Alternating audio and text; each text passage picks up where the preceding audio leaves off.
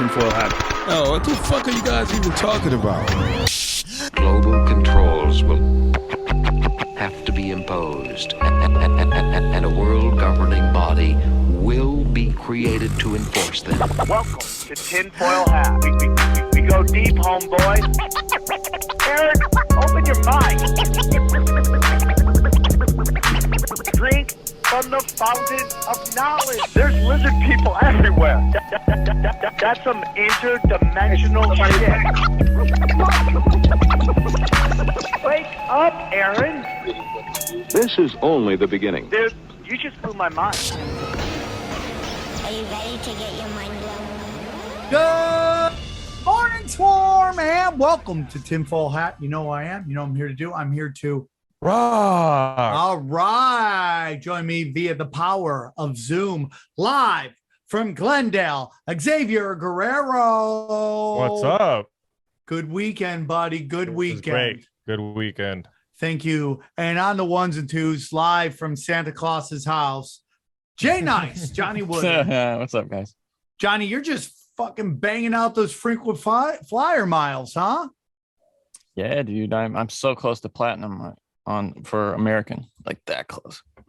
So Johnny couldn't make it this weekend. A lot of people are upset. I had to talk to the masses. I had to calm them down.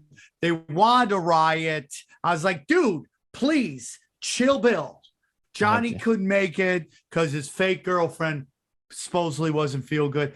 Update, how's she doing? She's fine. She had a cold for, I guess this is her private medical information, but she had a cold for like a week or two, like a bad cold. It wasn't COVID.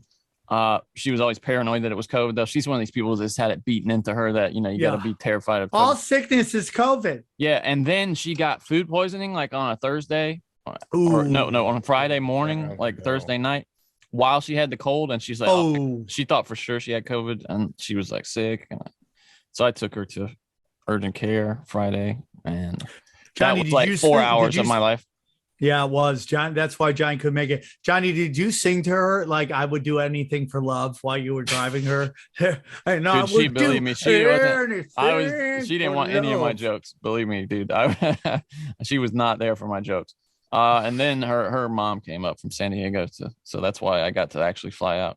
But she's good now. She's fine. All right. Well, we're happy she's doing well, Johnny. That was great. I'm sorry I missed it though. I was I was still thinking about going but she would have missed fire, bro. She would have crushed my balls. How was it? Asking for Johnny. Everybody's like, where is this Johnny? Maybe that's what my girlfriend was doing.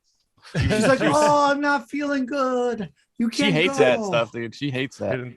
Well, Johnny's prime meat, bro.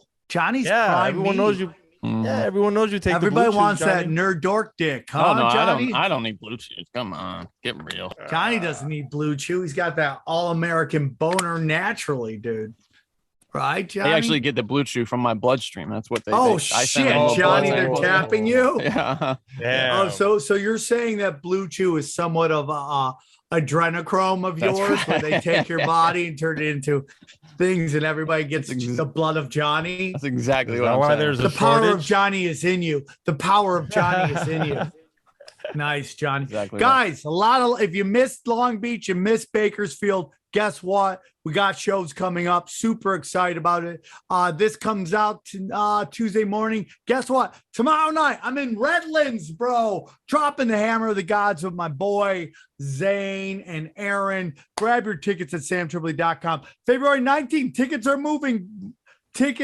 moving. Grab your tickets to the first ever live Conspiracy Social Club's Brian Callen versus Sam Tripoli live debate on stage. We're working on our pay-per-view. And then we're also going to have a live stand-up show. Come get weird. Join us. Again, tickets at samtripoli.com. And then finally, the Hammer of the Gods tour is in full effect.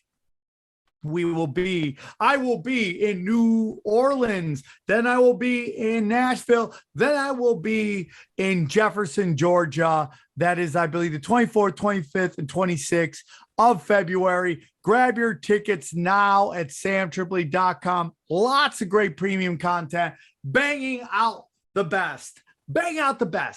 on rockfin.com. All my content's there. All of Xavier Guerrero's We Don't Smoke the Same.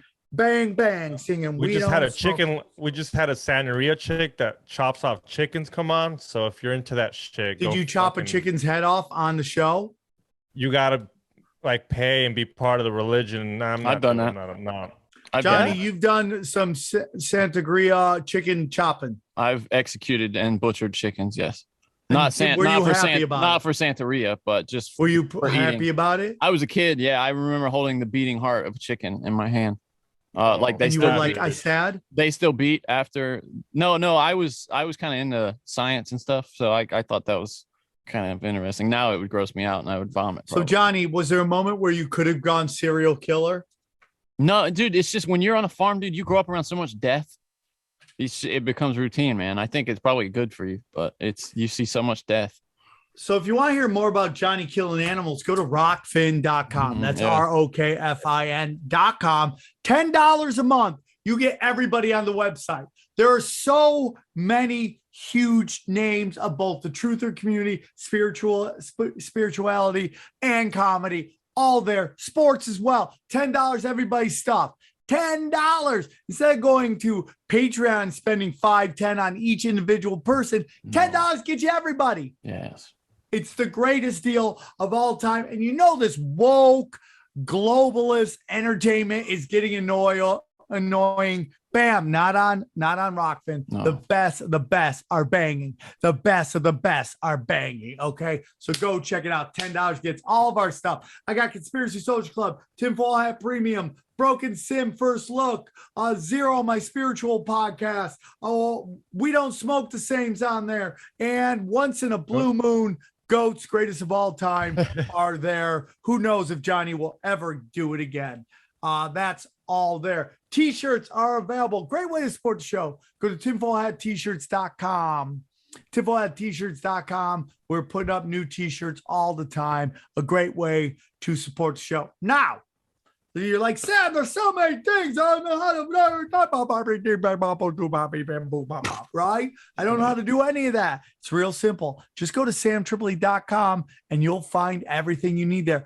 Every banner that you need to click will take you to the tinfoil hat t-shirts. Will take you to my Rockfin shows. All my free, I put out so much free content.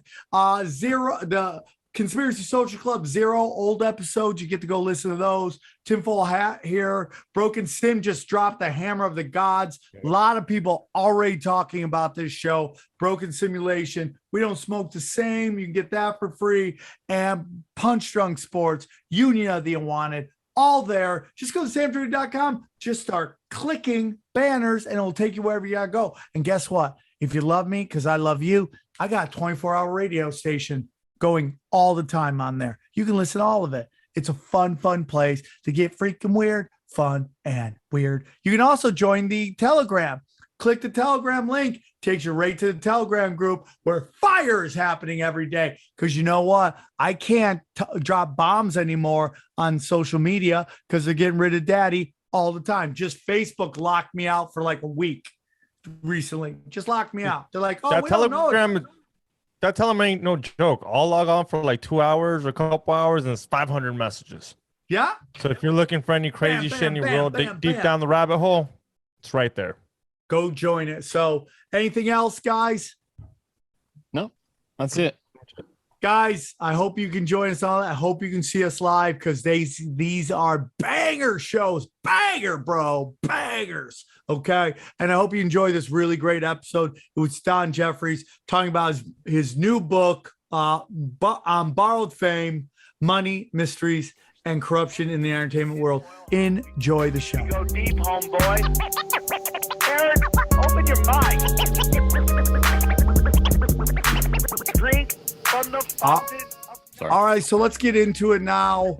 Very excited to have our returning champion back. He is he's an author. He is a radio host. He is a blogger. He's the Jamie Foxx of digital content. He does it all. He's got a new book coming out on borrowed fame, money, mystery, and corruption in the entertainment world. Please welcome Don Jefferies. How are you, brother?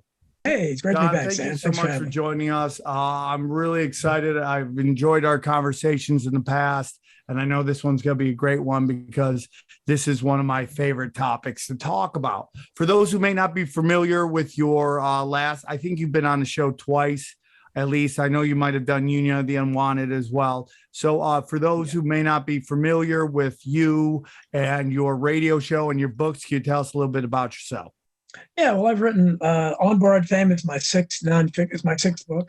Hidden History, an expose of modern crimes, conspiracies, and cover-ups in American politics is still my bestseller. It's my first nonfiction book. Still doing really well.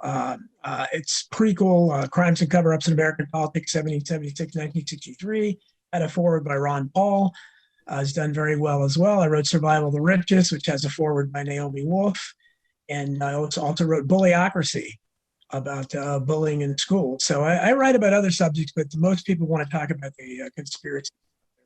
So it's a lot of stuff going on there. I think, Don, you were very early on. I think you were calling out Trump before a lot of people were calling out Trump. I think if you've gone down this road long enough, you don't get fooled by hope and the belief that a white knight somehow made it to the top of this incredibly corrupt system. So as we enter 2022 and we start to see what's going on, then I want to get into your book, but what are your thoughts on what's happening right now, just across the spectrum, whether it's government, pop culture, America in general? Like, what are your thoughts?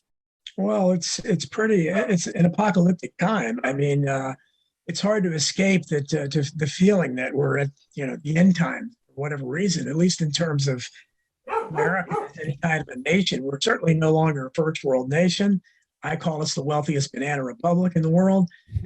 We become a laughing stock. And you go from Trump did his rhetoric, had a lot of us enticed a while, including me. And I've been around a long time. His rhetoric was revolutionary. But once you get in office and you start naming the kind of people around you that he did, and it ended up being all tweet, no action. He tweeted a strong game. If he had governed like he tweeted, it would have been great.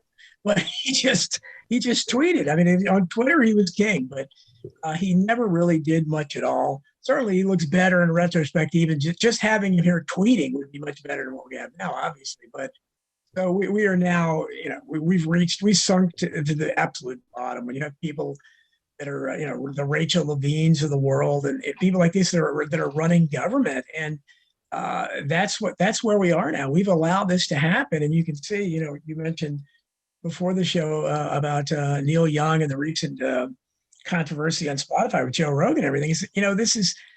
This is the left, and I come from the left. This is where the left is now. The left absolutely loves. I mean, they embrace it. They're orgasmic over censorship. They just love it. And this week, I guess somebody wanted to ban To Kill a Mockingbird, which is probably every female baby boomer that was born in the 50s and 60s favorite book of all time. I mean, they love that book. So I guess it struck a chord within them. So suddenly now they're against censorship. But in a lot of the posts I read about it, they said, why don't we censor the Bible? So they're still suggesting censoring something. They can't. Why not just say, let's just not censor, period? But they can. That's why it's Neil Young. I mean, I listen to a lot of his music, and that's from my era. But Joni Mitchell was really disappointing because she jumped on and she was one of my absolute favorites. And it's really a sad day when you have people like that who have a hard enough time selling their music. And in On Borrowed Fame, I talked about this where, Spotify is one of the many streaming services that gives the artists nothing. They get nothing. So I don't know what Neil Young thinks, he's giving up. I mean, maybe, $20 a month or something. Maybe that's about what he's getting. I can guarantee you from that. So, but it's sad to see people like that who were rock and roll rebels, and now they're just embracing the establishment. But that's the left today. The left loves censorship. And that's one of the seminal issues that we face today is, do you believe in freedom of speech or not? I'm a civil libertarian. Not many of us left. And, I'll defend to your dying day, whatever you're saying. I don't have to agree with it, but, free speech means nothing if it doesn't mean all speech. If I don't totally agree. Yeah, I mean, but none of the leftists don't agree with that. I mean, you have people like Glenn Greenwald that are good. My friend Naomi Wolf. There's a few out there. Cynthia McKinney, my friend, Cindy Sheehan, another friend. They're good people still. Jimmy Dore, you mentioned, but not many. And it's that's a sad thing because they're in charge. And conservatives have always, kind of been react. They react. That's why they call them reactionary. So they don't have any answer either because they want to, as soon as Donald Trump started a social media platform, what do they talk about? I mean, they will, if you criticize Trump too much, they'll censor you just like they censor the conservatives. So got to have some consistency there. Hey guys, I want to tell you about our friends at Movement, okay? Movement.com. Listen, Valentine's Day is already around the corner, and we know finding the right gift is super stressful, okay? That's why our friends over at Movement Watches have already done the hard work for you on their huge statewide sale, all right? Movement is a Valentine's Day favorite with timeless watches, 18-karat fine jewelry pieces, and special edition styles like rare chromatic watches and bracelets, okay? You can save on these gifts right now. Just choose a watch and simply matching accessory and get an immediate 20% off your order, plus free shipping and free returns always. Dude, my boy Xavier Grail has got the fattest watch. We got these badass glasses.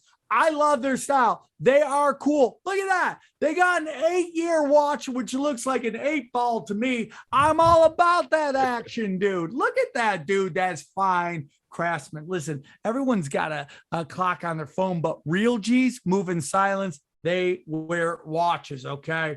It's real simple, dude, and I love it. Enjoy a stress-free Valentine's Day by curating the perfect watch plus accessories gift for a special discount.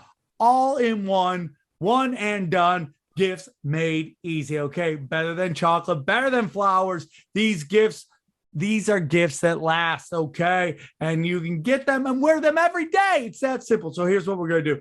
Shop 20% off today with free shipping and free returns by going to mvmt.com/tinfoil. Okay. Go to mvmt.com/tinfoil for your most stress-free Valentine's Day gifting yet. Okay. MVMT. Okay. Join the movement. I want to get in your book in a moment, but I want to ask you this question because it's kind of something I've been talking to a lot of people across my 4,000 podcasts I have. And the question is, we're talking about the death of the American empire, how it is crumbling right now. What does that mean to you? Because I think when the average person thinks that the empire's come to an end, they think we're going to go right to, zombie land. Everything's just going to be escape from New York and all this craziness. And part of me goes, maybe this isn't such a bad thing in a sense that I think that, if we take a look at like when Trump tried to false flag us into, going to war with Iran, and he's like, they attacked our drones, and everyone's like, thoughts and prayers to the drones family, but we don't care. And then, and now you have the Ukraine, and we have Biden, who is on the other side of the spectrum, and doesn't seem like he can get any kind of a movement to go into sending our sons and daughters to fight over an area where, let's face it, most people couldn't find the Ukraine on the map. So I think when we talk about the end of the empire, there is going to be a very clunky, very I don't know if the word is violent, the best thing to say, but we're going to go through something, right? But what does that mean to you when we hear the end of the American empire? Well, I think, the American empire, such it exists as it existed, it probably began to dissipate a long time ago. Right now, I look at the end of America as really as any kind of a civilization. And all you've got to do is look at the last couple of years. So people talking about war and everything. Several months ago, I said we are in World War III. People just don't realize it. And it is a world war because it's happening all over the world in every country. And it's basically the governments of every country are waging war against the people in the name of COVID. Restrictions, lockdowns, mandates, you do what we say. And so I think we are in World War III. So I think they're going to have a hard time going away from that, because they put all their resources into this COVID narrative, which never apparently is going to end. We're on 2 years now. And to go back to kind of the old fashioned way of, well, we're going to go send troops to defend somebody else's border while our own border is wide open, and we do nothing about that at all. But let's go. We have to protect the Ukrainians' border. I don't know if that's going to fly, and I'm not sure what's happening there. I don't really think. And if you notice, the Ukrainian president came out himself and just basically said it was much ado about nothing. He said, I don't think anything's going on with Russia. I don't know. And basically told, castigated Biden and them for being alarmist. So apparently we're more upset about that than the Ukrainian president is.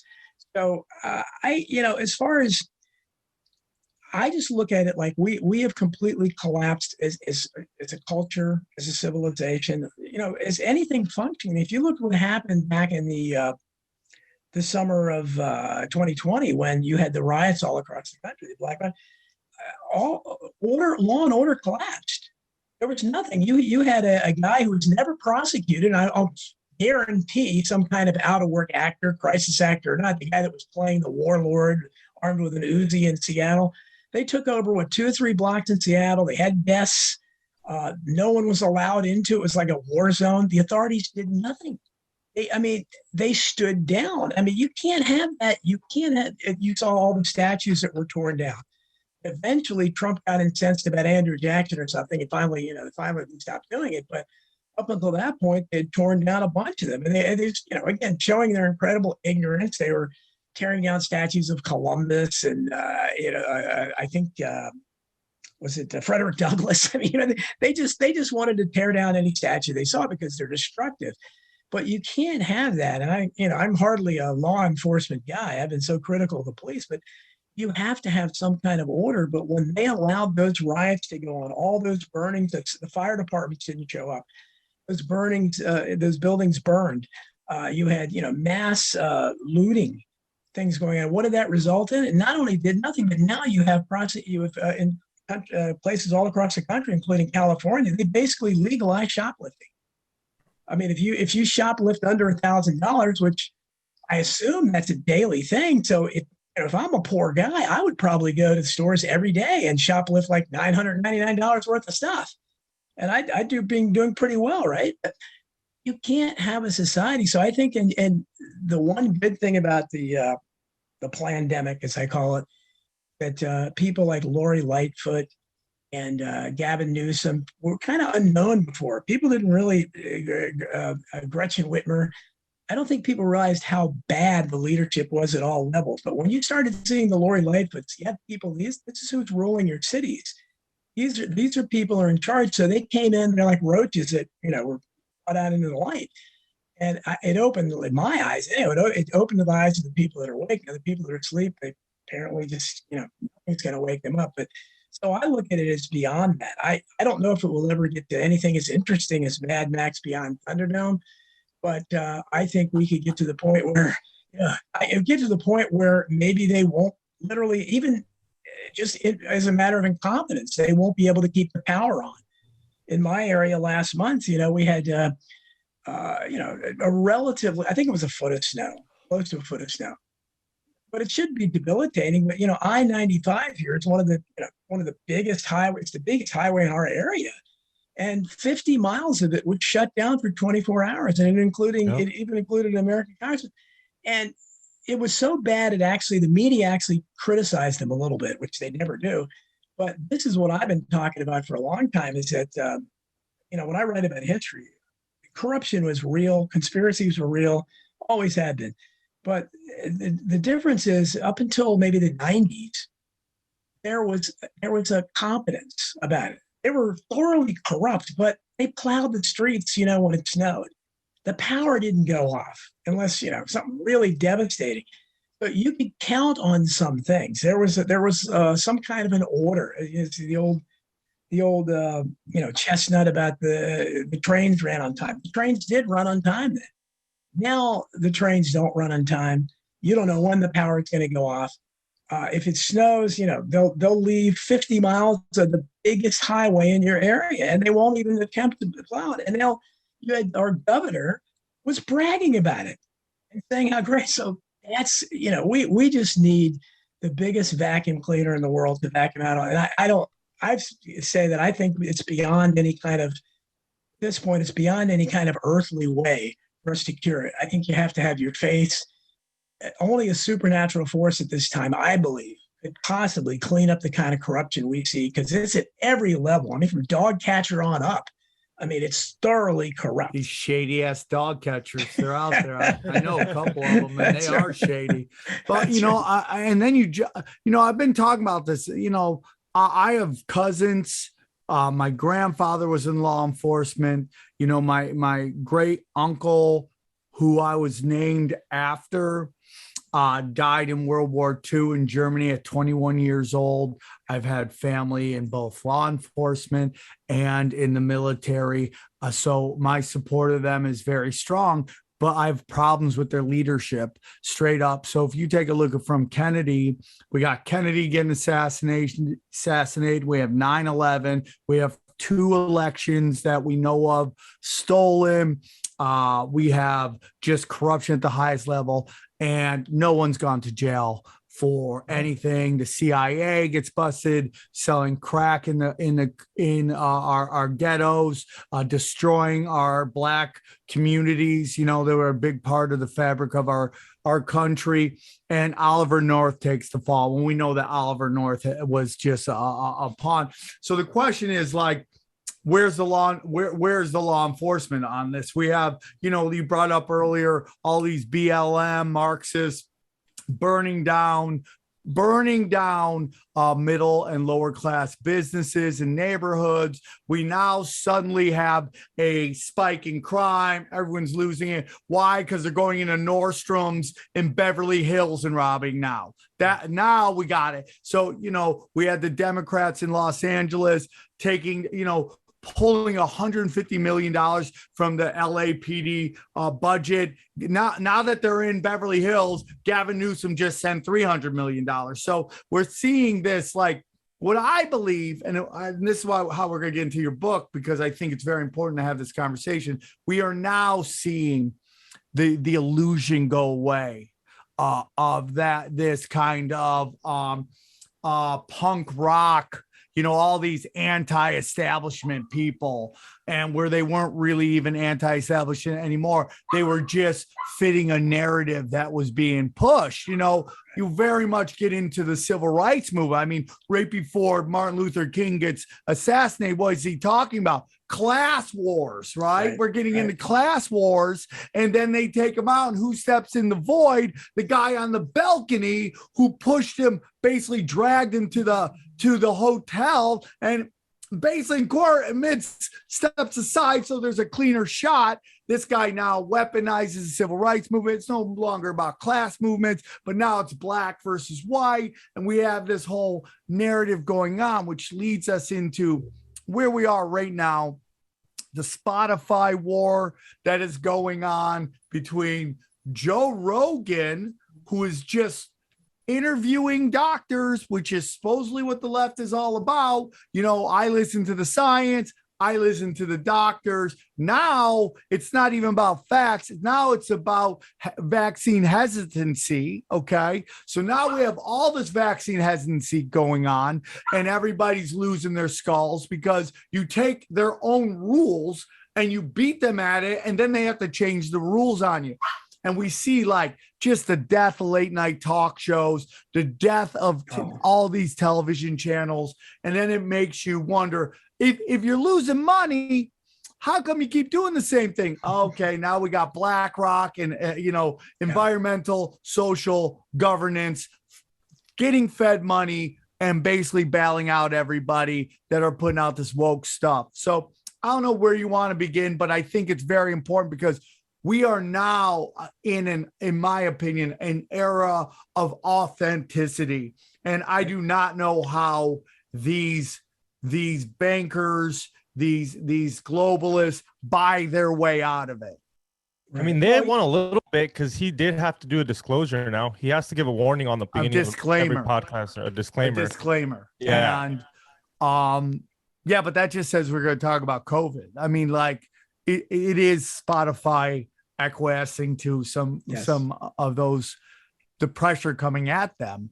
But at the end of the day, it's like you got Jimmy Dore basically calling the Clintons pedophiles. I mean, 2 years ago, Jimmy Dore would call you a crazy person if you were talking about that. We have more and more people coming out, and it's like, how do they stop the dam from leaking? I just don't see how you can't throw money at this, because their narrative is instantly you smell it and you reject it, in my humble opinion. Your thoughts, Don?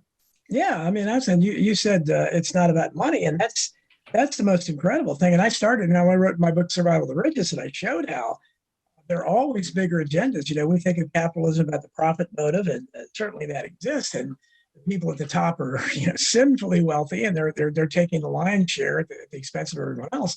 But there are always other agendas. You look at ESPN over the last several years; they're almost dead. They've lost so many millions of subscribers over their absurd woke politics, and going away from sports and injecting social commentary in there.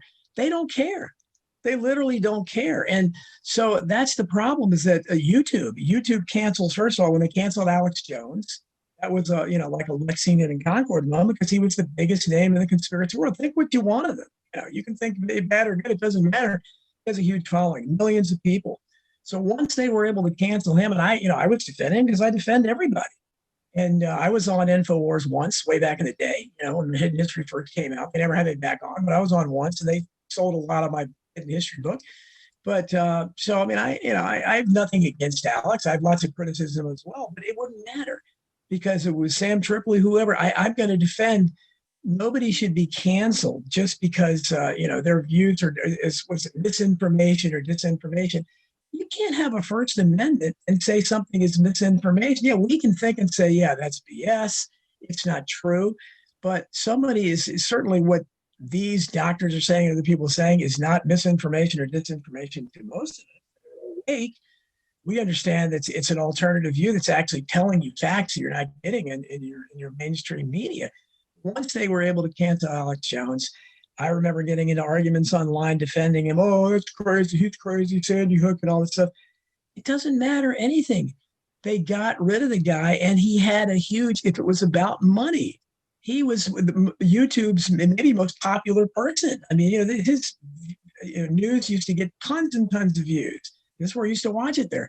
So you did that, and it eventually trickled, because once they start, first they came for the liberals, the old World War II analogy that the left used to love. They don't care about it anymore, but eventually it seeped down to like most of the biggest platforms I had over the years were people like SGT Report, and that had like close to 1 million subscribers. There were several of those types on, and they eventually got to them, and they made a clean sweep.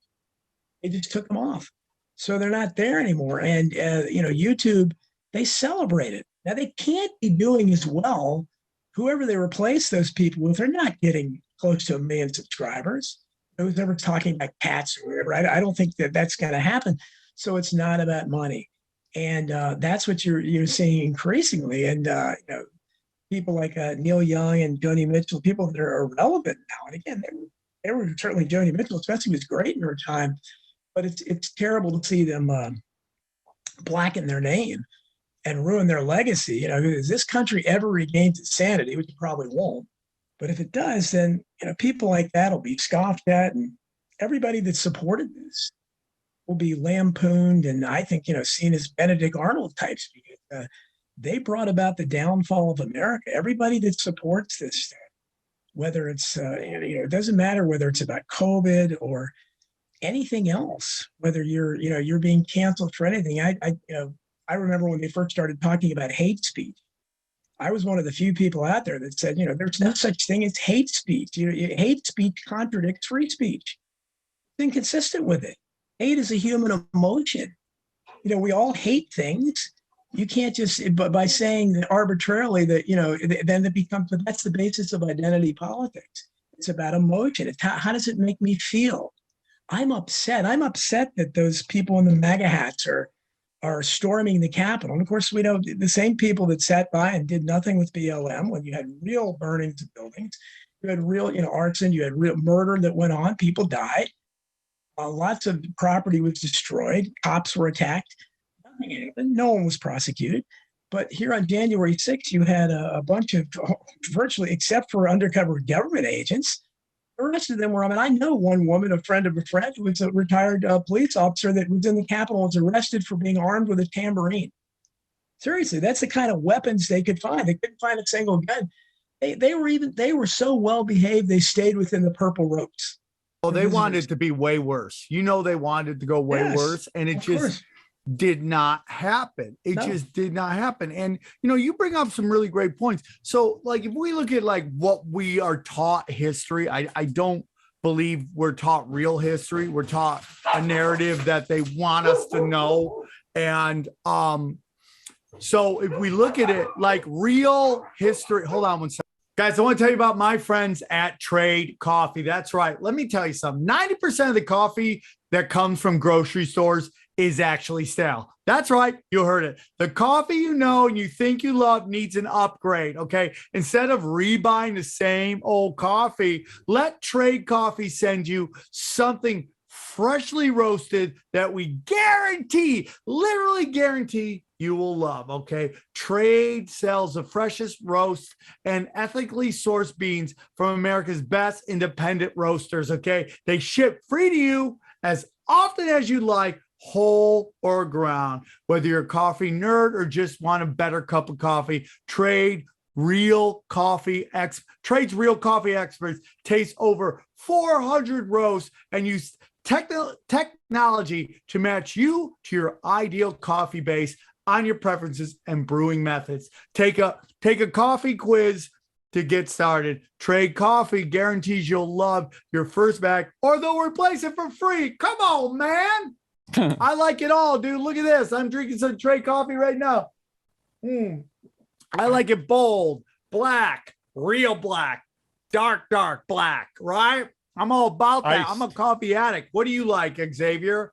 I like it iced. No more drive-thrus for me. Iced. What are you? Ice. Come on. What are you? Oh God, you are from California, guys. You are from Cal. Okay, right? The subscription is non-hassle. Skip shipments, change your frequency, or cancel at any time. Okay, just take the coffee quiz to get started. Trade guarantees you'll love your first bag. Guarantees, okay? So for our listeners, here's what we're doing, all right? Right now, Trade Coffee is offering a total of $20 off your first 3 bags when you go to drinktrade.com/tinfoil. To get started, just take a quiz at drinktrade.com/tinfoil and start your journey to the perfect cup. That's drinktrade.com/tinfoil for $20 off your first 3 bags. I have a real quick question for you, Don. What? Sure. See, I'm also someone who enjoys so much of that music from that period, and Rogan kind of did a little hat tip to this really subtly. People like Neil Young, I mean, they sing songs like "Keep on Rocking in the Free World." What is it about? What is it about the men and women, the artists of that era, that they can't see the hypocrisy inherent in what they're doing now? It seems to me there's something that they have in common that kind of made them, with a few exceptions like Eric Clapton and Van Morrison and those guys, made them kind of turn their backs on everything they fought for in the 60s and 70s. Well, most of them, again, they all came from the left.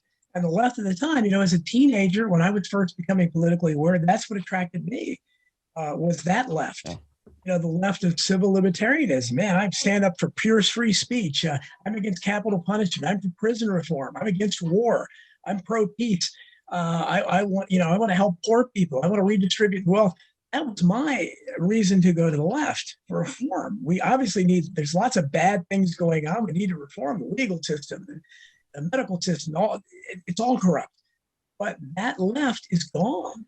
The left today, because the woke left, so people, Neil Young, Joni Mitchell, to become relevant, they think they're scoring points by doing something like this. Okay. If they're jumping on the vaccine bandwagon. So if they did something like, you're not going to see any of these old leftist jump on and say,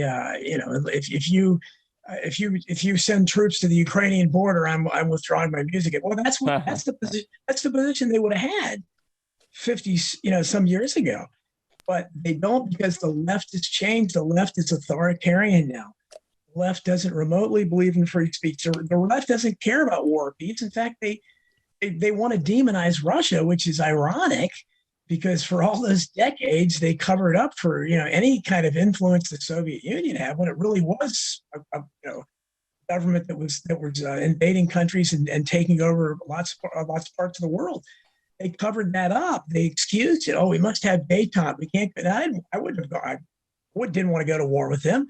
But it's ironic that now that you have Russia's attempting to Putin is attempting to make them kind of a Christian nation. I mean, he's paying Russians to have babies and stuff, and I think that interferes with them too, because the authoritarian left is a pro-death culture.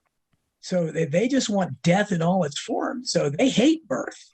They absolutely hate birth. They look at it as a tragedy. Oh my God, you're bringing a child into the world where somebody like a Putin is paying people, especially white births. You're talking about Russia. Oh my God, they're bringing another white kid in the world. So he did that, and I believe that's one of the main reasons he's despised. You have the same thing going on in Hungary. Hungary's got a kind of the government like that too. That's urging its people to have kids, to return to traditional values, and that's the left has just become, it's become this nightmarish, cartoonish caricature of wokeness, and I think it's best exemplified by where you actually see that they're literally claiming that men can have babies, and if you say that's insane, which it is, you're canceled and you're fired. I mean, you have a corporation like Apple just put out a thing with a picture of a pregnant man. I mean, how can you possibly have any kind of intelligent dialogue with people that believe that? But that's where we are, and that's why you have transgender story hours, and the reaction on the part of this absurd authoritarian government is to declare parents who question that, say this is ridiculous, to call them domestic terrorists. So that's what we have to worry about now, because there's a new domestic terrorism division of the Justice Department, and they may want to put millions of us into those FEMA camps that have been, unoccupied since the 80s, just like we have the political prisoners that have been held, some of them since January. And the fact that they're there still, and almost nobody outside of a handful of congressmen and Tucker Carlson here and there, it's shameful. I mean, every Republican in Congress, if they were actually an opposition party to the Democrats, would be outraged over it. There's a lot going on here, man. There's a lot going on. And it's basically when you have the Unabomber and Malcolm X both saying that the, rich white liberals are the most dangerous animal. And you kind of take a look at I grew up in the 70s. I was born in the 70s, grew up in the 80s. And you saw, remember all the old jock movies where all the jocks were pushing around the nerds? Those were rich kids. Those jocks that were causing chaos to people. You remember they were at the country club. They wear the sweaters over their neck like that. So now we fast forward to the 2010s and the 2020s. The rich kids are now all the social justice warriors. They're all the same people. They're just coming from the other side of the spectrum, depending on how they've been manipulated. But they're all the same people. They're such rich kids, and they live in an idealistic world, because reality hasn't effed it out of them, okay? And they push a narrative that can't possibly work, but it doesn't matter, because the results don't matter. It's the fight or flight that they got. Now they're fighting against coronavirus, and they're fighting against racism, and it gives them a reason to get up in the morning, because their lives have been so easy. They have no fight. And what they don't realize, and they're going to realize at some point, and you can't tell them this because they'll lose their skull, they're useful idiots. It's what Stalin said. They're doing the work of the people in power. and they don't realize it. And they're calling for censorship. What they don't realize is that will eventually come around and nip them, because that's what it was. And the censorship used to come from the right to the left, whether it was lifestyles, interracial dating, single mothers, women in the workforce. That was all censorship from the right to the left. And now they're doing it the other way, but they don't realize that once they've succeeded in completely destroying the nuclear family and the fabric of the country, they will be swept up next. And because if you take a look at China, you take a look at Russia, you take a look at anything that started out as Marxism and moved into communism, who do they always go with? Who do they always go after? Always. They go after minorities, gays, and women. Look at it in China, dude. They killed off more baby girls than men who died in all the world wars collectively. Right. You know, they openly are prejudiced against blacks in China. It's open. Yes. Open. And women are treated like second class. I mean, and then you had like 350 different ethnic groups in China. They're down to 50, with the one being the majority, like 90% of the people in China. It happens all the time, and they have no clue about history because they're too busy crying on TikTok and Snapchat and just putting out bottom barrel entertainment. They don't get it, man. We got to equality where gays can marry, people are fine with interracial, all that stuff. And it's not enough. Now they got to go deeper and deeper, to the point where they want to wear makeup and a wig and read to your kids. Why do you want to do that? Just because you're being funded to do it. They take the town crazy, and they put them on CNN, or Twitter promotes them, or Instagram promotes them. And everybody thinks this is what everybody thinks. And it's not. It's just one cuckoo crazy who's been heavily funded and given a microphone and an amplifier. And that's what they're doing. And they don't understand that's going to come back around. It's going to come back around. I mean, let's take a look at what happened with Laurel Canyon. You had this hippie movement, Charles Manson, all these people, CIA, FBI funded. All these kids were all military brats that were pushed forward by the apparatus to bring culture to a certain direction.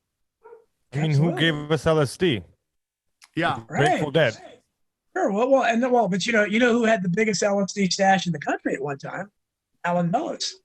Sure. CIA was very involved in that. So I was very indebted to the late great Dave McGowan for his book Weird Seeds Inside the Canyon, which is I quote from quite a bit in On Borrowed Fame. But it's, if you look at there's so many misconceptions about the entertainment industry just in that area alone. For instance, Charles Manson. You mentioned Manson.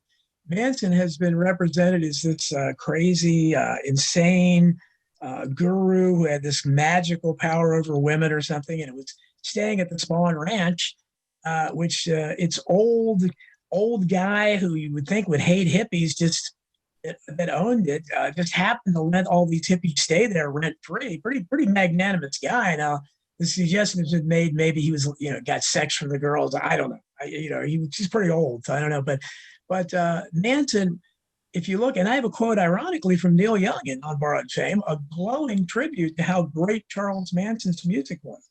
Manson was right in that crowd. He could have been one of the Monkees. He could have been in Crosby, Stills, Nash & Young. He came from that same milieu. He was partying with all these people. He wasn't this demented guy. He was an aspiring musician, and he was probably every bit as talented as many of them.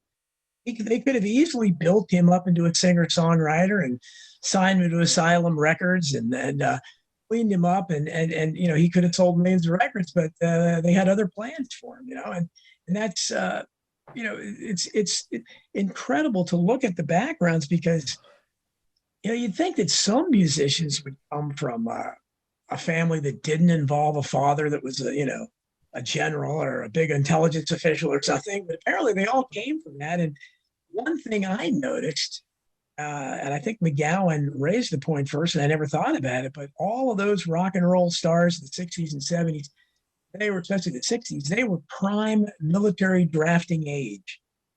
A bunch of them should have been over in Vietnam. I don't know of any.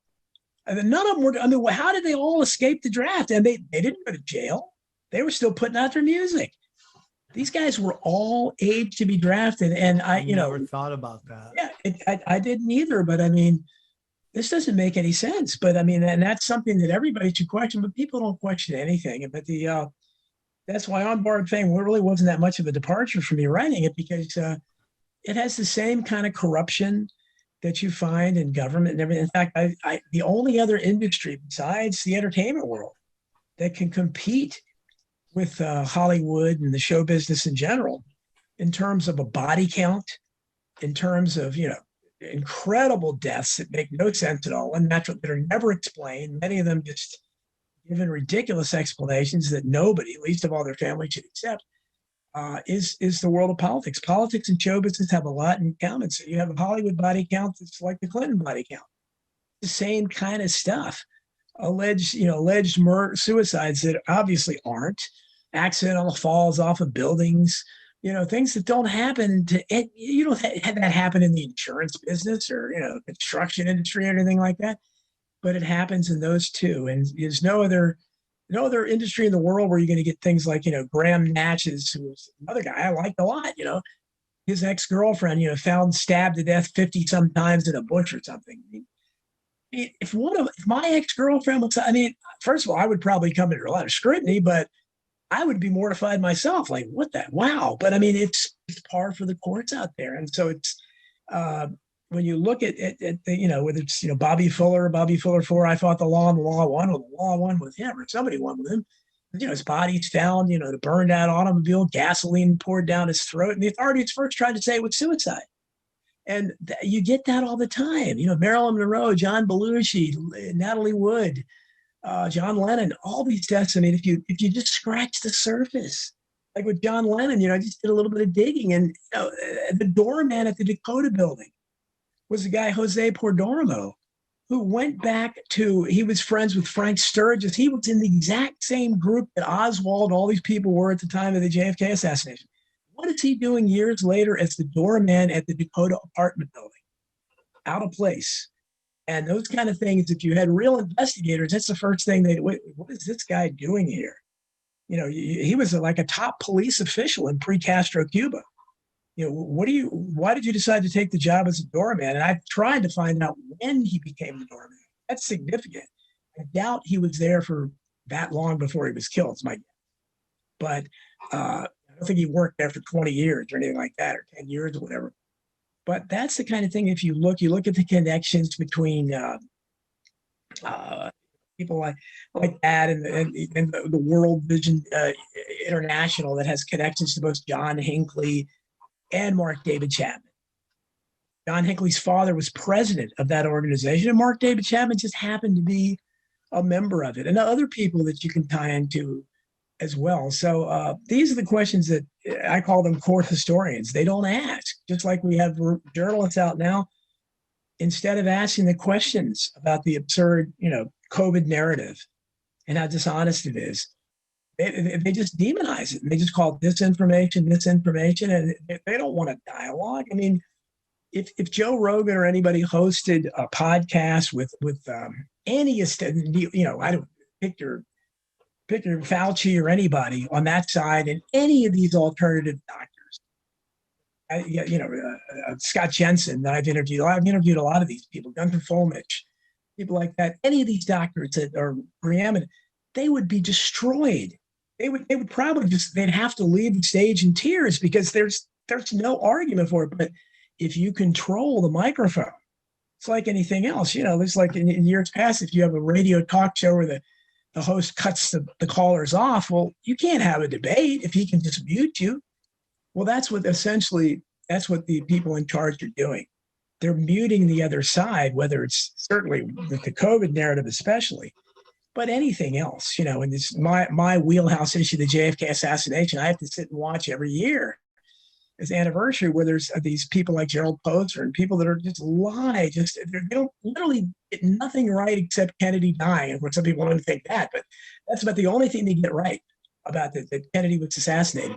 Everything else is disinformation or misinformation, but they're the only ones that have access to it. people like me, I have to talk about it on podcast platforms like this. They get to go on national television. They're quoted in the New York Times and things like that. And so you can't argue when the platforms are unequal. And I think that's another reason why YouTube took down all those people, because we were winning the info wars, Alex Young.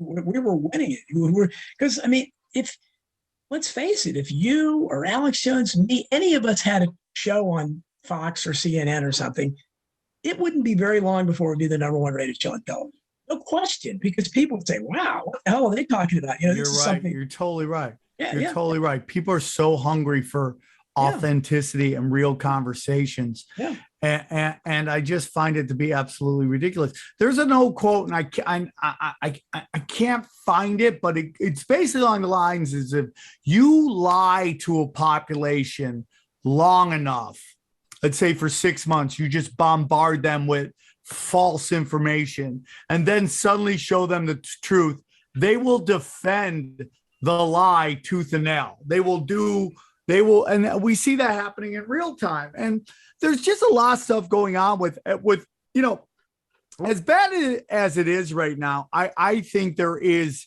a movement of authenticity out there, whether it's this show, what Rogan's doing, stuff like that. We see more and more people. With all the censorship of YouTube, now we've seen places like Rockfin, Odyssey, BitChute, Rumble, all these other places start to grow where people are now running over there and they're starting to get real numbers on there, not to the number of YouTube. And to be honest with you, I watch yoga videos on YouTube all the time. So, even though I hate what YouTube's doing, I find myself, those are the easiest ways to find yoga videos. So we see it happening all the time, but we're starting to see them and what they're doing in real time, right? Like, it's like, Bill Burr was talking about this recently about how, like every one of these political comedy talk shows are hosted by a foreigner.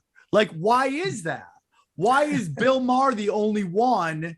And he's been doing it for 30 years. But all these new talk shows, whether it's The Daily Show, that Canadian lady on TBS that no one gives a shit about. Damn Canadians. And Jefferies garbage show, where he was like this super edgy guy. And now he's this woke social justice warrior and he just gets caught lying on films all the time. Yeah. And then he's big leaguing everybody like he's done something, So you just see these guys over and over and over. All these foreigners. You're like, why is it only foreigners allowed to have a political discussion about the U.S. government? That's all done purposely. Then you watch commercials now, right? You watch all these commercials and you're like, oh, everybody. You remember when there were white couples on commercials? Which I dude, as a guy who used to be an actor, I'm happy for any actor who gets work. Hey, dude, you want to get work, man? A black couple, man, cash those checks. Interracial couple, cash that check. I don't know why they always got to be interracial, but the kid looks Filipino, right? It's like that doesn't even look like their freaking kid. Well, it's forced, and that's what's so frustrating about it. Is anything that happens naturally, of course, you should discriminate. I mean, if people love each other, you're purple or gray, whatever, but clearly it's an agenda because it's there. If you go out on the street or in your life, every other couple isn't interracial. There just aren't. Every third couple isn't gay. Yeah. And that's what you're seeing is reflected on television because they're reflecting again the absurd. It seems purposeful. It just can't randomly. All these casting directors and all these producers all have the exact same idea. They hit you over the head with it. I remember when one of that, when we took the kids to all the Harry Potter movies, and I enjoyed them. But I know J.K. Rowling. I know what she is. Although recently she's been canceled herself for having the audacity to say only women can have babies. How dare So it's. I guess maybe she had her eyes woke because she was as big a virtue signaler as existed.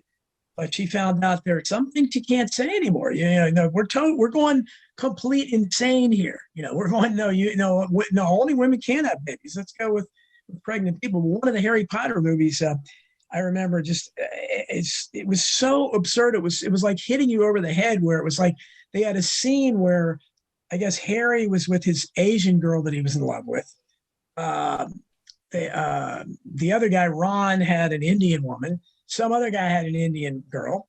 And then one of them was scared to ask a girl. And so this one of Ron's twin boys looking down the table, he goes, "Oh, just ask anybody. I'll ask it." Of course, he quickly points to a black girl.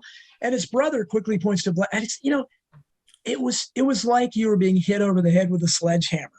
It was so heavy-handed because it was so obvious. And that's what I hate, no matter what the message is, especially if it's a message that that's contrary to reality. Because, and we just had this situation with, I guess Joe Rogan was talking to Jordan Peterson, and they were talking about, I believe Trevor Noah was the discussion, because Twitter blew up and they were discussing Trevor Noah and what he is in America. And he's very much a conformist, opportunist, race baiter who starts fights with who just adds fuel to the race fights that are going on in this country. And they were talking about how, dude, the guy isn't even from here, and he's discussing race when he came to the United States, a millionaire off a famous talk show in South Africa. Now you could bring up apartheid in South Africa and all that stuff. 100% institutional racism happened, but apartheid ended when he was 1 year old. Okay. And that doesn't mean racism. Everyone just suddenly was kumbaya.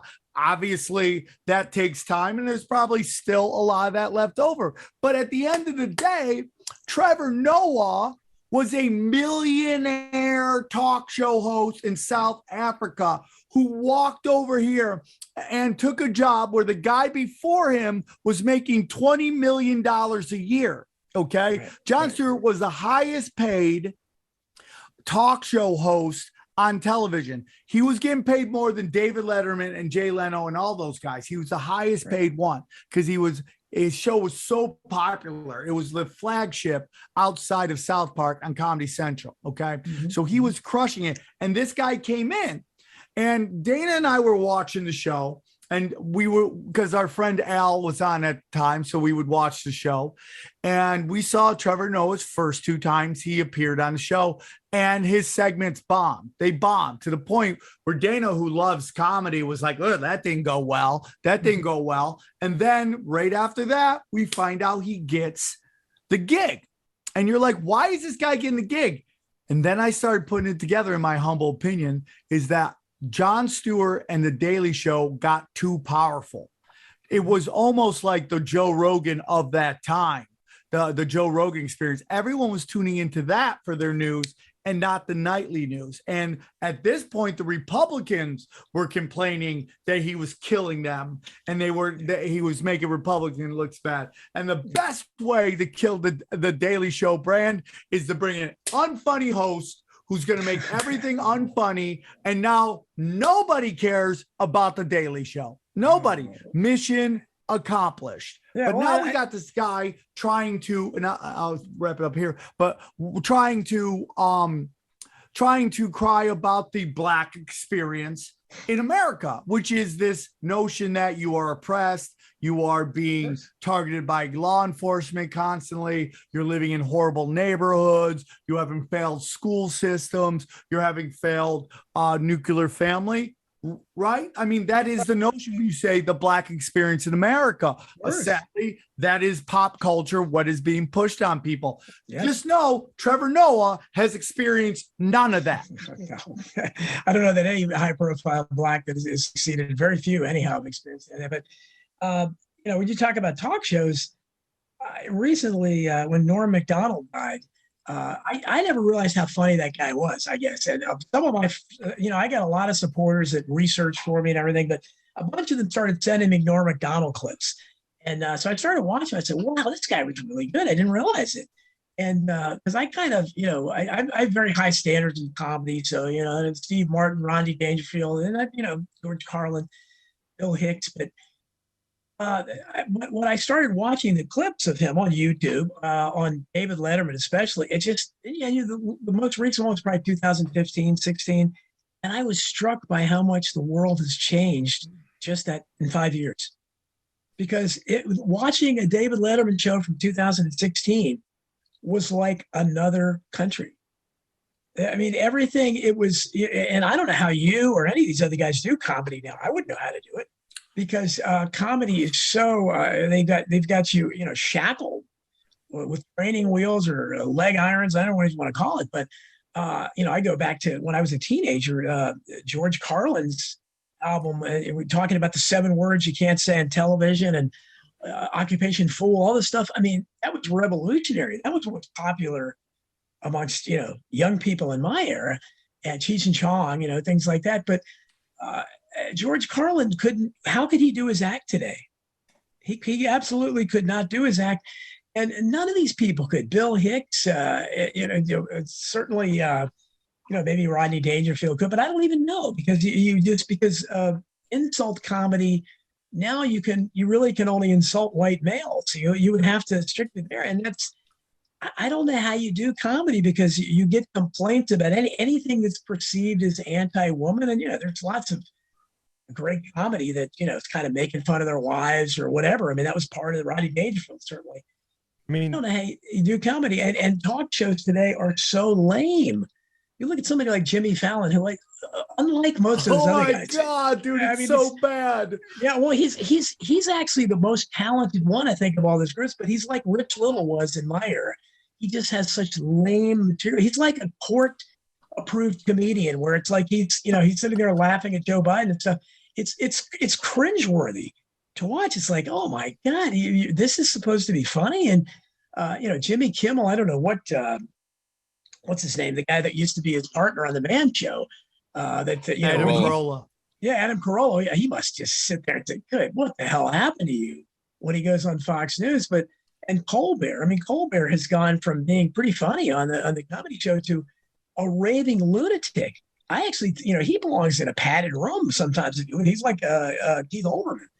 So these people there's not any of them that are even remotely entertaining or funny. I mean, they're Seth Meyers. I mean, these people are just so boring, and the propaganda is so thick. Though I don't know who you would think. Bill Burr, I guess, is the closest one to a comedian today that still has a little edge to him. But comedy, they've killed comedy just like they killed music. I mean, and Bill Young and Joni Mitchell are presiding over that. So I mean, it's the death of culture.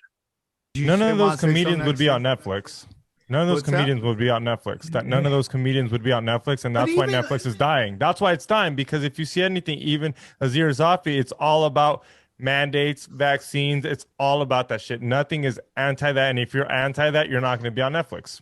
Yeah, 100%. And now, based on conversations I've heard from people, that their specials get no numbers anymore because everybody knows that they're not allowing any savages on there.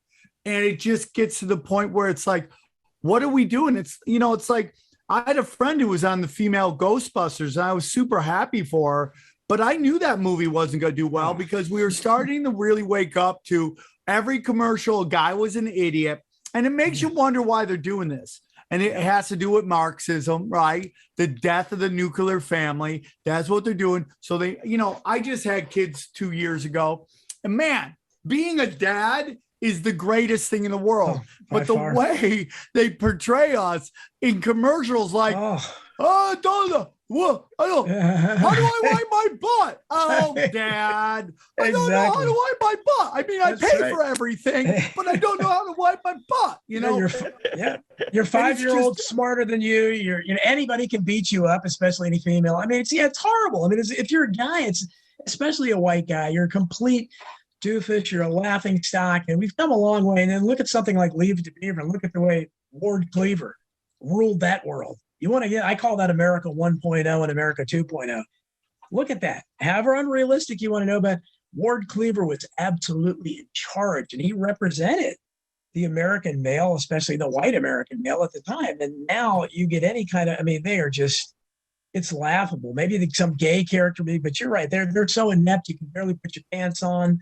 Well, I mean, if you take a look at like some of the classic family, I've been doing a joke about this, but you look at the Huxtables and the Brady Bunch, it's like we got pushed on us. And I totally believe this is to make us feel like awful about the state of our family, like these perfect families. And you're like, my family's not like that. Then you find out Cosby, dad's a rapist. And you watch the Brady Bunch, dad is gay and dies of AIDS. God rest his soul. Doesn't mean he's a bad guy, but it wasn't the perfection that everything is. And then a show like Breaking Bad comes and you're like, that's more like my family. Like there's just complete chaos. It's you know why they can do that now though? That's the role that social media filled in our lives. Those big TV shows that made us feel bad about our families. Now that's just the doom scroll on social media when you see everybody else smiling and happy. 100%, dude.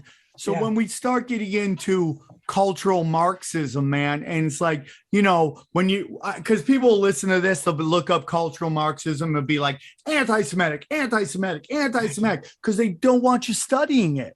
Right. They don't want you to look into what's going on, because when you start to study this thing, you start to see it happening in real time. Like it's like China, Japan. Everybody knows you cannot go into the United States with a military and expect to win. There's 5 guns in every house. You're not going to do it. So you have to go through the inside sneakily and destroy it with rot from the middle, right? And that is everything that's cultural Marxism, right? We demonize the ethnic majority. We elevate the ethnic minorities. We elevate alternative lifestyles. We create gender wars and sex wars, and we destroy the nuclear family. Sounds like it's what's going on right now in real time. Absolutely. And if people that say there's when you have an obvious pattern like that, there's one way people talk about when I write about history, there's the conventional view of history is that, everything's random, great men arise and all this stuff, which I don't know where the great men are now. But and then there's a conspiratorial view, which is gaining more and more popularity. And basically, one of I think the quote that explains it best is a guy named Jim Forrestal, who was the first Secretary of Defense. He was pushed out of a window at Bethesda Naval Hospital back in the late 40s, early 50s, and they claimed he committed suicide. Absolutely not. But he was friends with Joe McCarthy, who, of course, would die at age 49 when he entered Bethesda Naval Hospital. He died 2 days after entering the hospital with a knee problem. No autopsy. They don't do any autopsies in any of these cases. No, he's just a United States senator. His name's in the dictionary now, but he was 49. He had a knee problem. He's dead. We don't know why. Probably an alcoholic. That's basically the standard feature. But McCarthy was good friends with Forrestal. And at one point, Forrestal told him, McCarthy, if this wasn't some grand conspiracy, once in a while they'd make a mistake in our favor. And that's the way I look at it, is that, if this wasn't by design, then there would be great people that would arise. And every time a Huey Long or a John F. Kennedy, or Martin Luther King or Robert F. Kennedy, they wouldn't be killed. Once in a while, some real bad guy would be shot. Somebody would shoot Chuck Schumer, or something like that. I mean, that would be the case, or Nancy Pelosi. Never happens, and nobody questions it. It's so obvious. Once in a while, we'd have a period of peace. People in high places would realize, hey, maybe we ought to fix the roads. Maybe we ought to have a good infrastructure improves everything. Maybe transgender story hour is really a horrible idea. But you don't have it. Everyone in power is on board. And if they do dare to disagree, they're canceled because no one stands up for them. I know, just in the workplace, being in work meetings, being the guy always to talk up. And then I'd look behind me for everybody that said they were going to back me up, and it's crickets. And so I can't imagine how it happens at that level, that, nobody's going to back you up. So that's the problem. But anybody, it's obvious. Reality shows that there's some kind of, people say, you think everything's a conspiracy? Well, yes, I do, because we're being ruled by conspirators. This is a way of doing business to them. They don't know any other way. This is a way of life. They conspire, and they conspire against the people. And it's just this whole thing that either involves very dark arts magic or blackmail. And you see it happen all the time, and especially in like hip hop music, you have these guys that are kind of the system blows up and then they want to go off the reservation. And what happens to them? They get assassinated. They do not want to blow you up. And then you start speaking freely outside the narrative that they want you to speak. And it happens all the time. And it's kind of sad because you have so many rappers that have been assassinated, and like everyone's like, oh, what can you do? You know, it's like that's the lifestyle. It's exactly. crazy. That's like, what it is. Yeah, that's the lifestyle. What, dude? Like people are murdered that are starting to speak their mind, and they get clipped when they get too powerful. And Trump, Kanye West did a whole fucking concert where he was praising Donald Trump. What happened right after? He's a psycho. We need to give him psycho meds. He disappeared for like 3 months. Lil Wayne, same thing. Voted for Trump. All of a sudden gets caught up with firearms in the van. Like it's just ball, like one thing after another thing. You know, right into the system. And they use those as Sam mentioned. The answer to that, well, what do you expect? Look at the violence there. I mean, look at the culture they come from. Of course, you know, they're just, it's playing out in real life. That's the gangster lifestyle. That's the way they want to go out. And to a very similar degree, as I write about on Borrowed Fame, all the deaths, especially the rock stars, easy to mask if you wanted to take somebody out, a rock star. I mean, we know almost all of them were doing drugs. So of course you can easily say, well, you know, come on, man, he was a heroin addict. I mean, they did that with a Belushi. I didn't find out until On Borrowed Fame had already gone to the publisher. But I found a reference to Dick Gregory, somebody I admire very much, a comedian again who couldn't, you know, white being black wouldn't have a chance of having a career today because he was constantly talking about the CIA and killing JFK and everything. But he talked about John Belushi calling him the night before he died, much as I talked about Freddie Prinze calling Mark Lane all the time. He was obsessed with the Kennedy assassination, and he kills himself 2 months later. John Belushi, I've always been suspicious about his death. I thought there was a JFK connection because that's what usually happens. You know, the first thing I usually look for. Sure enough, he had called Dick Gregory the night before he died and said, I want to talk about the JFK assassination with Mark. Next day he dies. Well, you know, and what do we get? Just like we did with Freddie Prinze, we get, oh, he was out of control. San Francisco speedball. You know, this guy was, look at him. He's, you know, sad. He's constantly doing drugs. He's a cokehead. You know, it was bound to happen. He had a death wish and everything. Well, he also had an interest in the JFK assassination. So maybe they were masking that. And who knows how many others that we don't know about. You know, or 9/11 truthers or whatever, and then they fall out of the building. You know, who knows? You know, I actually am thankful that I'm only at the level that I'm at. Like I talk about all the times, like, nah, I don't need to get bigger. I don't know how Rogan does it, how he keeps himself on tracks. I know Rogan, he's very methodical in how he operates. So he's been able to control a lot of stuff. But I also want to get into something, and I don't know if you discuss in your book, but how people mistake heritage or culture for heritage, right? Like people think, oh, this is my culture. Yeah, but it's not your heritage. Your culture most likely started in some kind of think tank where they go, how can we corrupt this demographic and get them to do the exact opposite of what the universe wants them to do, which is love, spread love, raise a family, do all this stuff. Now, if you don't have kids, it's totally fine. I have no problems with that, but this push to get people to either not have kids or not have two parents in the children's life is like detrimental to the people. So as I get in these fights on Twitter with people who are calling me racist because I'm calling out Trevor Noah, I'm like, listen, dude, I'm not telling you that there wasn't systematic destruction of the black culture. What I'm telling you is that your leaders are leading you down the wrong road.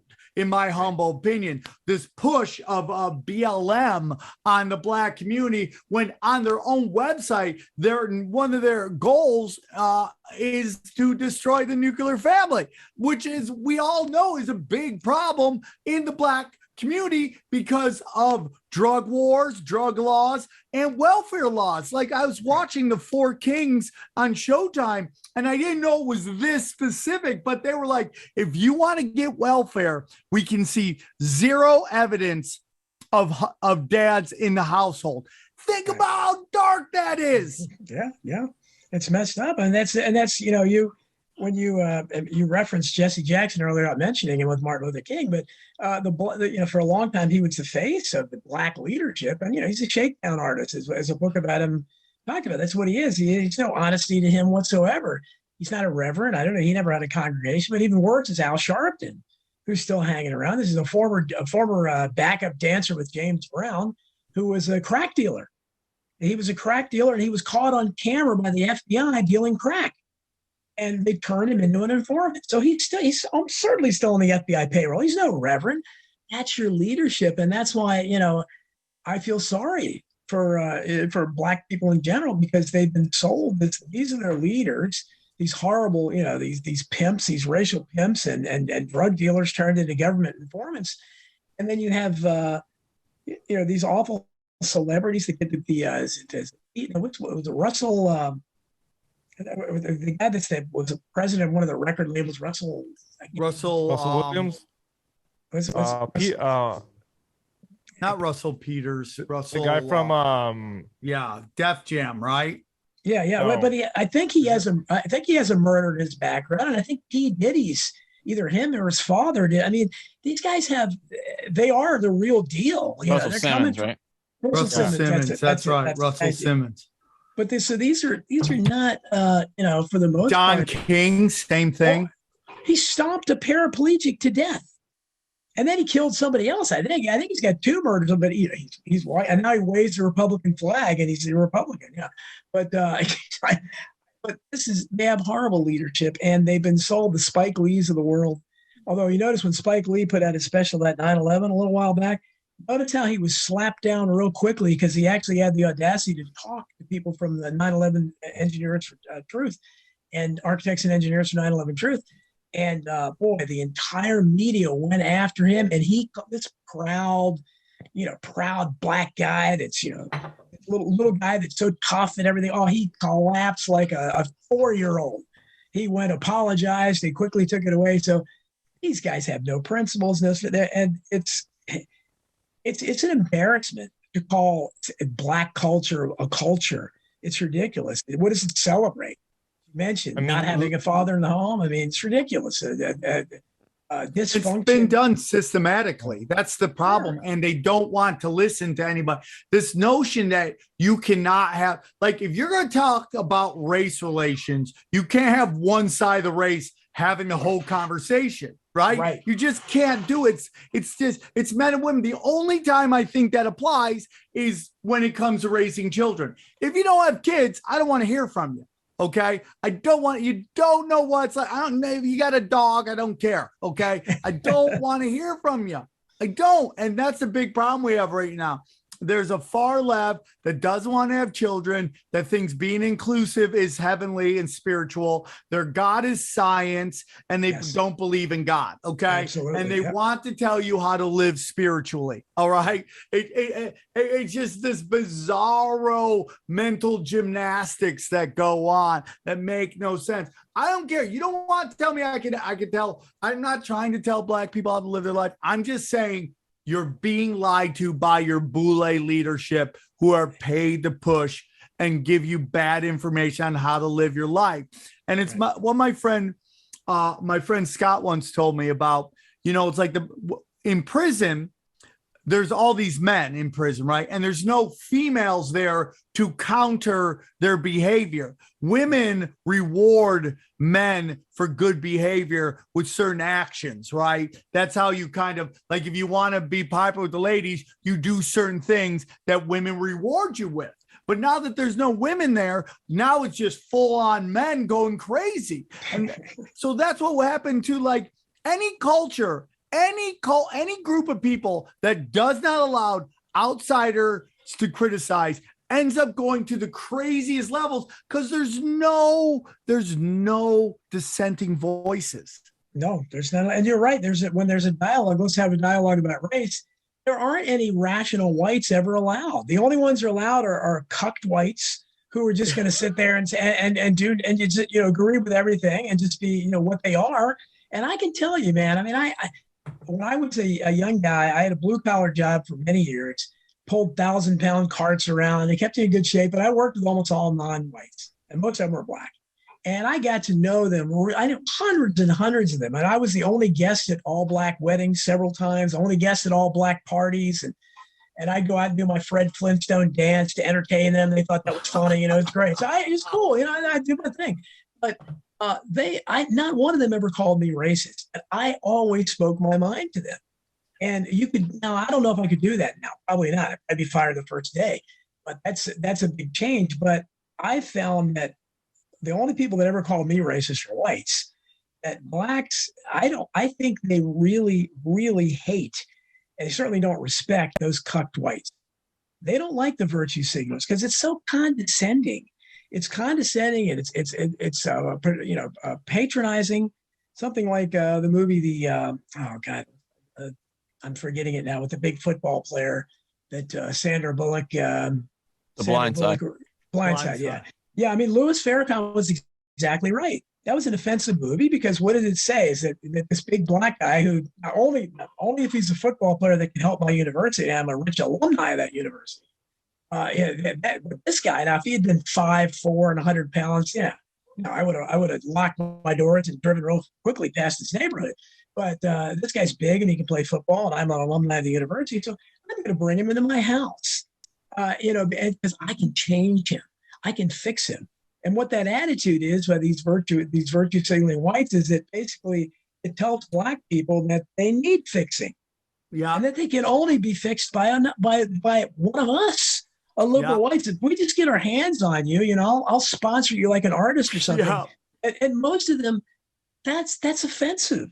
That would offend me. Most what else is white liberals are really if you talk to them, they're like, black people can't get the internet. They don't have licenses. They don't know how to do it. And you're like, what are you like? Because what are you doing? Like, that's not real. It's ridiculous. They can't go to the DMV. They don't know how to do it. You know what else is offensive is when they try to say Latinx.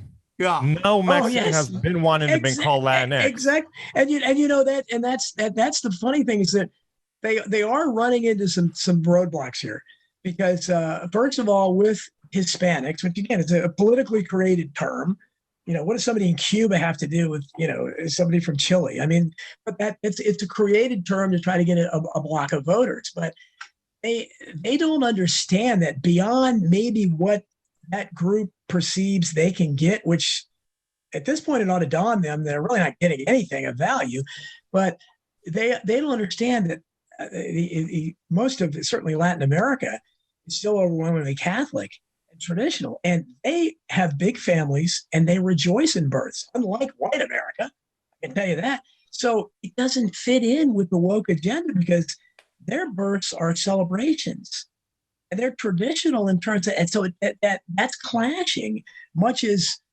traditional feminism. I mean, toxic feminism, whatever you want to call it, but is now, as we see in the case of J.K. Rowling, it's running into the transgender movement when if you say a woman's choice, well, wait a minute, I can counter, what do you mean a woman? What do you mean a woman? Well, first of all, you can't say the word woman anymore. So what do you mean a woman's body? So how about mine? How about a person's body? So why don't I have a right to choose? I identify as non-binary, but I can have a baby. Hey, everybody can. You admit it. So it clashes, and that's why you're seeing people like J.K. Rowling and a few other. I've written some articles for the American Free Press about this, where it's a big clash because it doesn't fit, and you saw a little bit of that. One of the reporters, probably Steve Ducey or Peter Ducey, questioned Jen Psaki in one of the press conferences about that.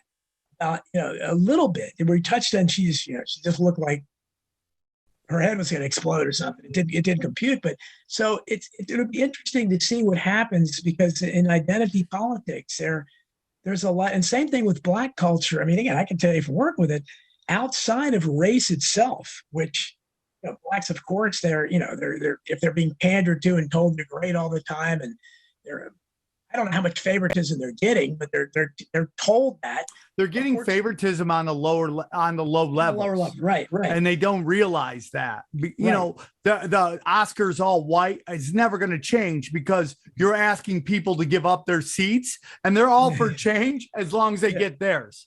Right. Exactly. But beyond that, the black culture such it exists, and you see that in sports, where you had that guy a few years back that they forced, the openly gay player on the Rams, they forced to draft a linebacker. Many blacks came out and said, I don't want to be in the locker room with that guy. That's the mentality there. They still have an old-fashioned traditional mentality about that, much as Hispanics do about having families. So it clashes with that. Blacks are very, you could call them homophobic in general. That's their culture. And they basically are the way white people might have been 50 years ago. They might have been, but it's now, of course, no white's going to speak up. So there are clashes there. And how they handle it, but somehow the woke left manages to navigate this. I keep thinking it's going to explode in their face, but somehow they do. It's also a lot to do with cultural Marxism. When you look at CNN, right? Who's making calls? Chris Cuomo, he gets fired. Dom Lemmon's calling Jessime Smollier, or whatever his name is, doesn't get fired. That's all done purposefully, man. The guy from Jeopardy loses his job because he had a couple of things about Jewish people on a podcast way back then. He loses his job, but the black guy with the psychic beanie on, what's his name from America's Got Talent? What's his name? That's got like 47 kids. He doesn't lose his job. Yeah. He doesn't lose his job. That's all done purposefully. These are being done to manipulate the masses to fight with each other. But, I personally think that, again, it goes back to it. It's like they're really hurting right now because they can't control the narrative. They've censored people down, like podcasting. I was telling this on a show the other day on one of my premium content shows. I was talking about how Joe Rogan's where Joe Rogan is because he's the master of three things that started out as very outlaw, right?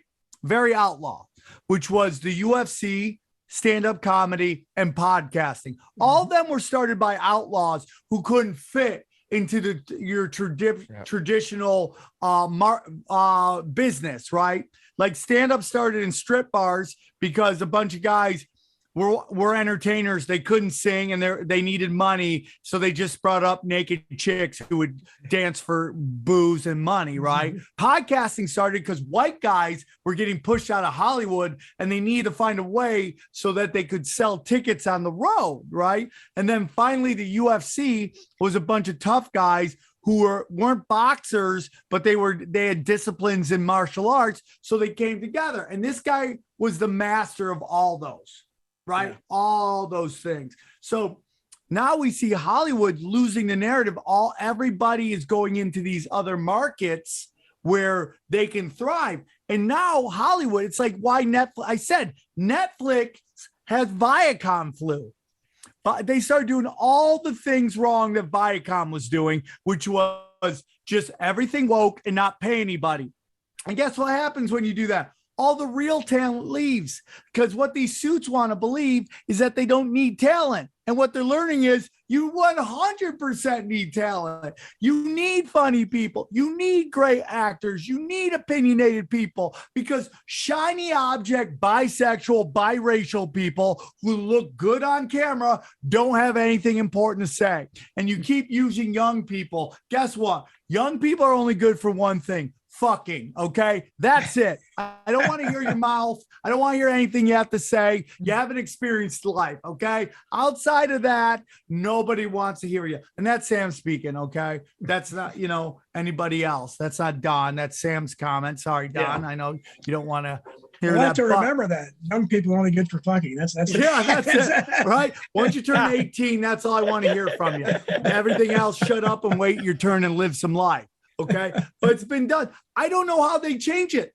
I do not know how they can throw all the money they want. They could throw $1 billion at somebody. They would never be able to replicate Joe Rogan if this person had to say the official narrative that the bankers and the politicians want him to say. Because the minute he starts saying stuff that we all know is just propaganda, he'll lose everybody.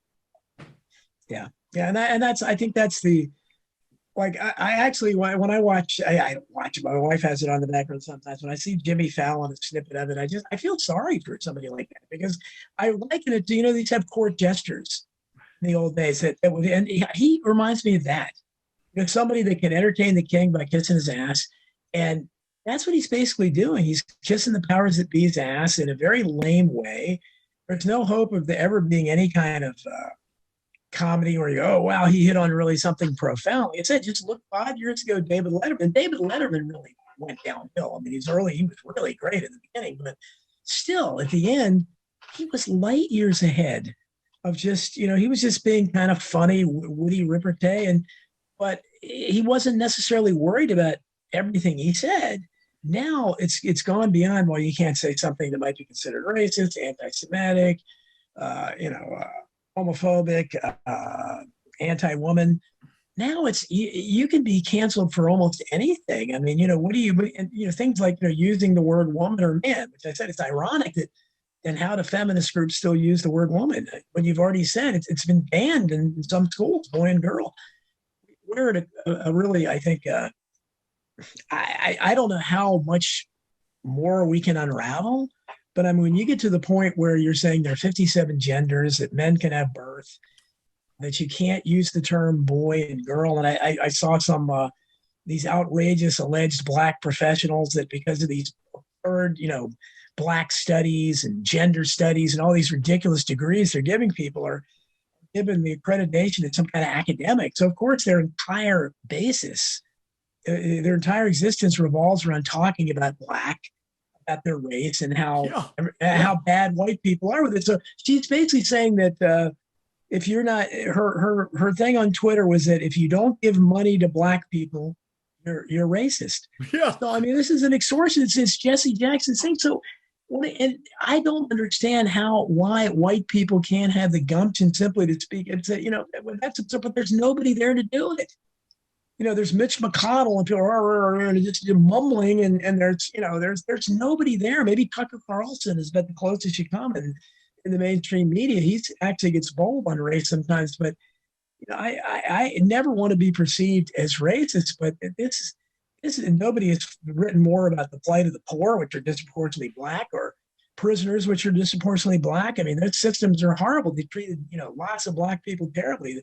About police brutality, you know, disproportionately against Blacks, but you can't have a system where you have, because this is, if they really cared about that, and Black Lives Matters, and if they were real organizations, which we know we're not, we see their vans that they got their vans from somebody built those and paid for them. It sure wasn't a bunch of street Blacks.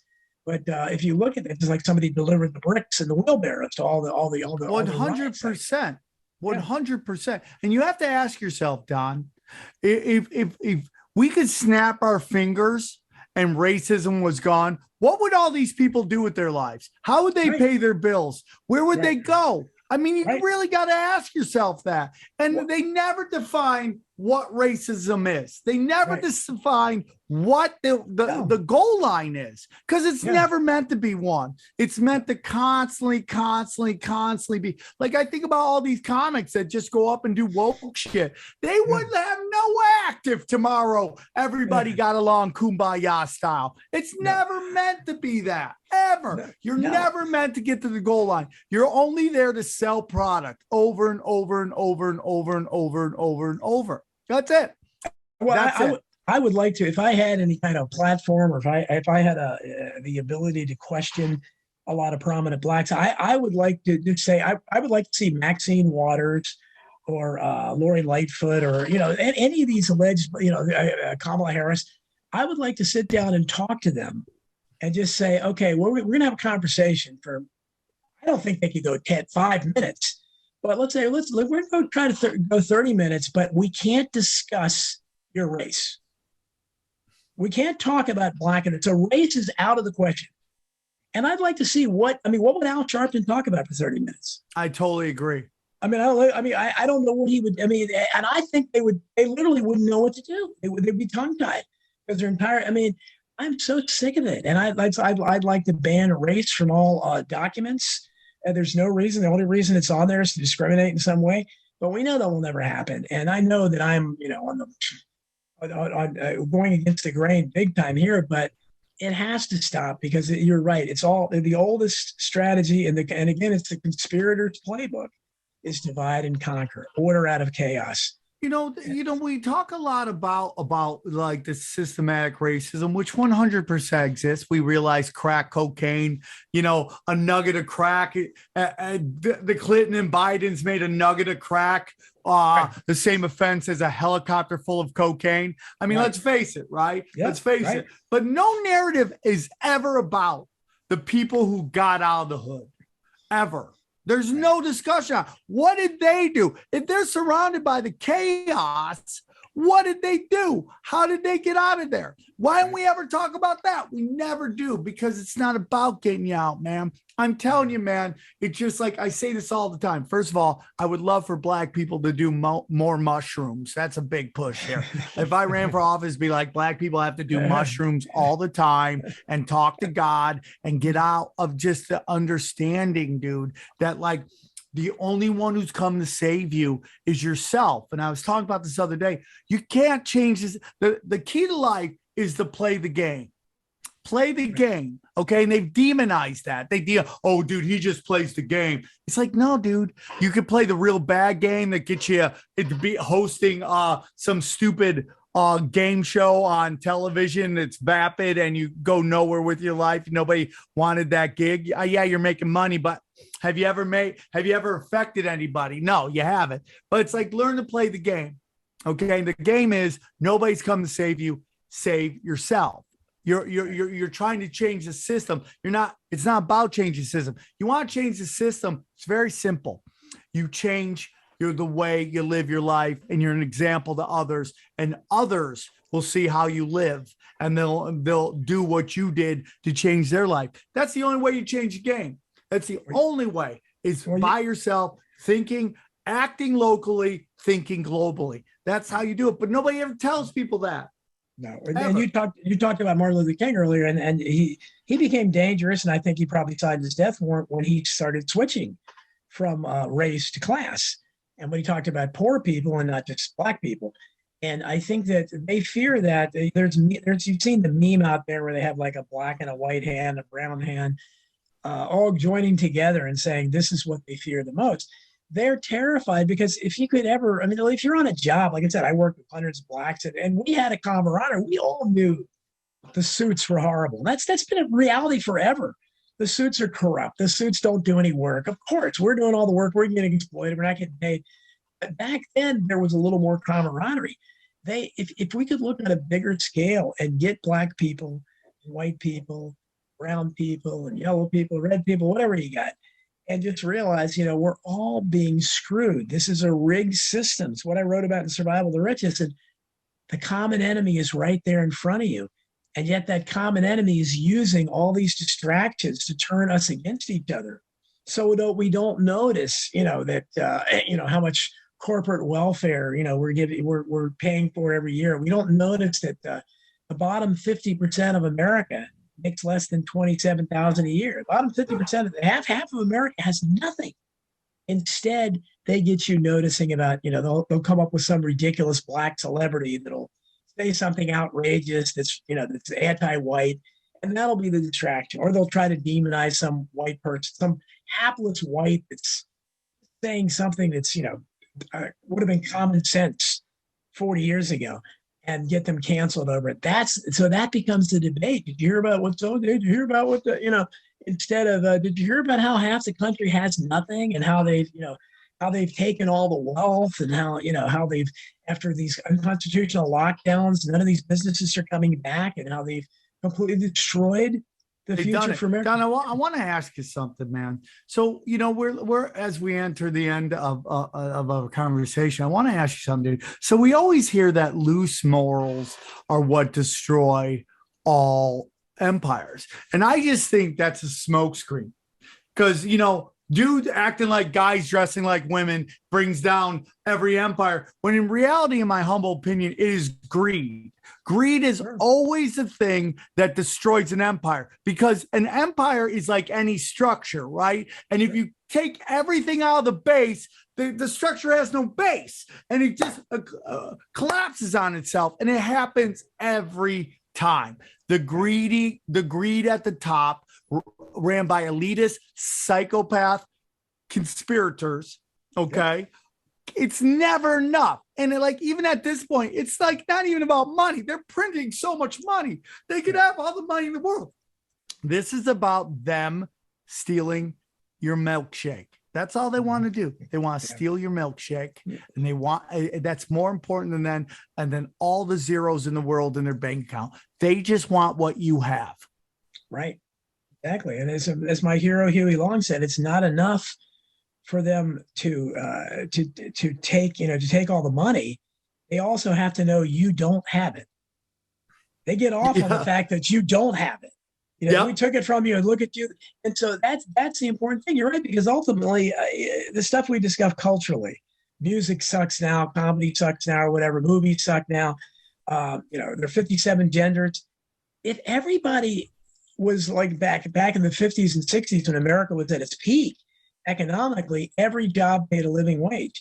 If everybody had a decent standard of living, that probably would get lost in the shuffle. I'm not sure it would matter that much. I mean, you discuss it a lot, but it wouldn't impact your life. Now, so many people are, and then you have, situations like, to me, the biggest indicators of the collapse of America is what you're seeing like in California with the tent cities, people crapping on the streets. I mean, things that we used to make fun of India. Remember how we used to make fun of India, the crapping in the streets? Yeah. Well, we're doing it here now. And nobody's doing anything about it. They're literally not even, we can't even clean the human feces off the street. I mean, literally you could hire zoo animals to do, and they couldn't do any worse than that. They'd be crap in there too, I guess, but that'd be about it. I mean, they couldn't do, they could ignore it as well. That's the state we've reached where, you have a few years ago when, Arnold, Governor Terminator was the governor out there. And they started talking about that California had a water shortage. I mean, how long has it been since we had desalination plants? You're right next to the ocean. And you can't figure out how to handle a water shortage? We're at that level. I've said for many years, Sam, that one of my talking points is you could get a random group of preschoolers anywhere in this country and put them in charge, and they do a much better job. And you could get a random group of death row inmates, and you put them in charge, and they would have more principles. So that's how I feel about our leadership. We have the worst possible leaders, and nothing will ever get done until we can figure some supernatural method of vacuuming them all out and replacing them with just halfway honest, decent people. Don, I totally agree. Don, as always, our conversations are great, and I appreciate you coming on. I look forward to reading your book. Your book is called On Borrowed Fame, Money, Mysteries, and the Corruption in the Entertainment World. I totally agree with everything. I look forward to reading your books. And one more time, can you tell them where they can find you and find your book? Yeah, well, On Borrowed Fame, as you mentioned, hopefully you can find that anywhere. And my show, The Donald Jefferies Show, airs every Wednesday on Ocelli.com, Jeff Rent's network replays, and a lot of people, it airs on some terrestrial radio shows, probably at 3 a.m. and I've had a lot of good guests there, so it's interesting stuff. America Unplugged with your friend Billy Ray Valentine and Tony Arterburn. That's every Saturday at 12 noon. DonaldJefferies.media, my Substack. DonaldJefferies.news is my blog. So you search for me, you probably find out more than you want to know. But there's a lot of stuff out there about me. Don, our conversations are some of the best. I always appreciate you coming on. I look forward to when we do it again. So thank you very much. Guys, I hope to see you guys in Redlands. And just know, February 19th, Vegas, it's on with Brian Callen. And then the Hammer of the Gods tour. We're doing New Orleans again, Tennessee, and Georgia. So grab your tickets there. I love you all very much. Thank you for tuning in. I hope you enjoyed the show. And I look forward to hearing your feedback. Thank you guys so much. Take care. We go deep, homeboy. Eric, open your mind. Drink from the fountain of knowledge. There's lizard people everywhere. That's some interdimensional shit. Wake up, Aaron. This is only the beginning. Dude, you just blew my mind. Tinfoil hat, tinfoil hat, tinfoil hat.